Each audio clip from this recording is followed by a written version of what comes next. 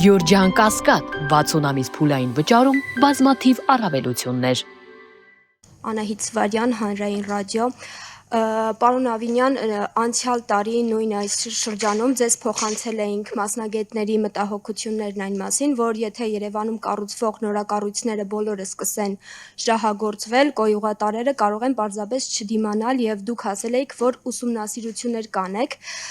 Ես ուզում եմ ճշտել, արվել են այդ ուսումնասիրությունները եւ ինչ արդյունքներ կան եւ ջրահեռացման համակարգի մասով վատթար ջրահեռացման համակարգը ամեն անգամ ապացուցվում է եւ երբ մի փոքր անձրև է գալիս, հաշվարկ կա, թե ինչու որքան ժամանակ կպահանջվի համակարգը գոնե կոլապսից հանելու համար եւ այս մասով արդյոք Veolia-ի հետ պայմանագրի վերանայում չի սպասվում։ Շնորհակալ եմ հարցի համար։ Ուզում եմ արձանագրել, որ Երևանի քաղաքապետարանը 2022 թվականից սկսած երևի թե միակ սուբյեկտն է, որ սկսել է անդրադառնալ մեծ ծավալով մեր կոյուղատար եւ անձրևատար հեղեղատար համակարգերի նորոգմանը։ Արձանագրենք, որ այս համակարգերը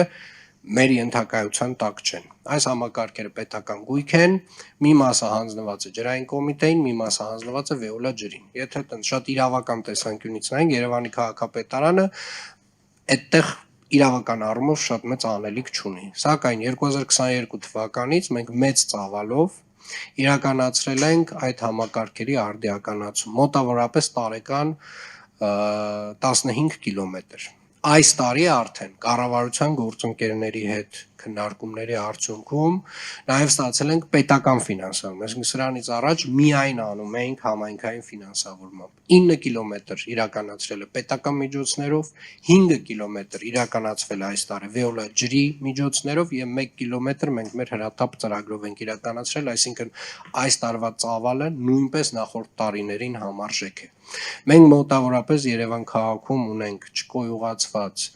90 կիլոմետր հատված եւ ունենք հիմնանորոգման կարիք ունեցող 72 կիլոմետր հատված եւ ամեն տարի մենք այս 15 կիլոմետրը պահպանելով մեր հիմնական խնդիրները էականորեն թեթևացնելու ենք։ Ասեմ ավելին, այս տարի մենք ավելացրել ենք բյուջեն հրատապ լուծումներ պահանջող խնդիրների համար, որով որ մենք նույնպես կոյուղատար համակարգերի վթարների, որոնք որ անթիվ անհամար են, շաբաթական մոտավորապես կարող են հասնել մոտ 400-ի, մենք նույնպես Երևանի քաղաքապետարանը ունենալու է հնարավորություն արձագանքելու, այսինքն միայն Veolia ջրի այսպես ասած աշխատանքները չեն լինելու, այլ մենք էլ ենք նույնպես արձագանքելու բոլոր այն դեպքերում, երբ որ ինչ որ խնդիրը չի լուծվում կամ երկար չի լուծվում։ Բայց ես ուզում եմ խոսել նաև կենսապահովման ոլորտի մասին, որպես ընդհանուր, որովհետև վերջին 3 տարիների ընթացքում Երևան քաղաքում կենսապահովման ոլորտում արվել է այնքան աշխատանք, ինչքան երևի վերջին 20 տարիների ընթացքում գումարային միասին իրար հետ չի արվել, եւ մասնավորապես ձեր մատնանշած մասնագետների բարձրաձայնած խնդիրը, այսինքն նորակառույցների թաղամասերում, արդյոք մենք կարող ենք վստահ լինել, որ կենսապահովման ոլորտի հետ կապված, այսինքն ջրի, լույսի, գազի հետ կապված խնդիր չենք ունենա։ 3 տարի առաջ մենք շատ մեծ մտահոգություն ունեինք այդ մասով, որովհետև կարելի էր ասել այդ ժամանակ խնդիրը համարվում էր անլուծելի։ Հիմա 3 տարի հետո ես կարող եմ վստահորեն ասել, որ մեզ մոտ այդպիսի թաղամաս չկա, նորակառույց շենքերի թաղամաս չկա, որ կենսապահովման ոլորտի բոլոր կոմունիկացիաները հիմնական,